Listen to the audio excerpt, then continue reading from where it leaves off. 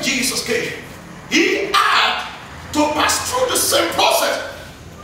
Are you getting what I'm saying now? He had to pass through the same process that took place in Genesis.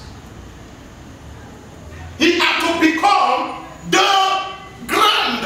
How did he become the ground? The Bible says that the head was without form, and the Lord was hovering around the sun, nowhere to perish. Ground has to come up for it to perish. Now he got to the stage when he was to fulfill that promise. What happened? He arose, he came as himself, and the Bible says God opened the eyes of John. Something that looked like a dove began to descend upon him. Hey. Hello. The day the dove descended upon him at baptism, it became the soil.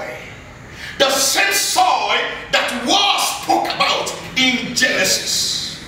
Now, the verdict is that you have to cultivate the soil to have the fruit, or to have the food, or to have whatever you want to eat. You have to cultivate the soil. In the soil is the gold. In the soil is the silver. Is the money. Is the bronze. Is everything.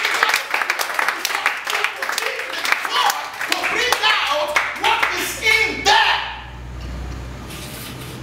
So God took it out and presented Jesus as the soil. So Jesus came up, being born of a woman that was meant to bruise the head of the serpent. And when he presented himself at baptism, there was a dove that has been hovering around for thousands of years, looking for somewhere to land. Yes. There was the dove that has been hovering, pinched upon him. When he pinched upon him, boom, he became the soil.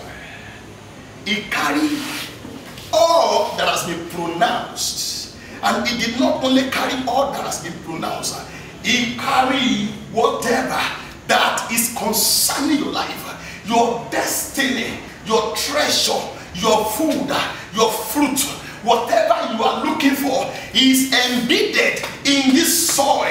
Now you have to dig into Jesus to bring that which belongs to you. You cannot dig into Jesus to bring out your prosperity. You cannot dig into Jesus to bring out your happiness.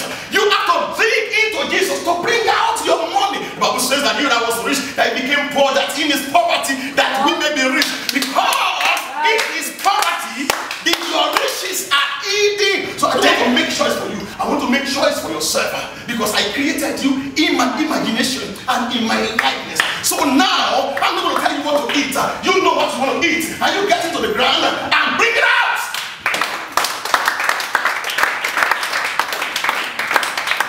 So, when you see people fail in life, it's because they want to operate with the mentality of plucking fruit from the tree.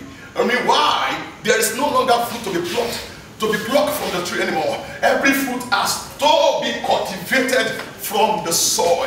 You decide, you determine the kind of food you want to eat. God is not going to bring any manna from anywhere. You are going to determine what you want to eat, and you're going to get into Jesus and cultivate it in Jesus. You're going to determine what you want to dress, what you want to wear. You're going to get into Jesus and cultivate it in Jesus.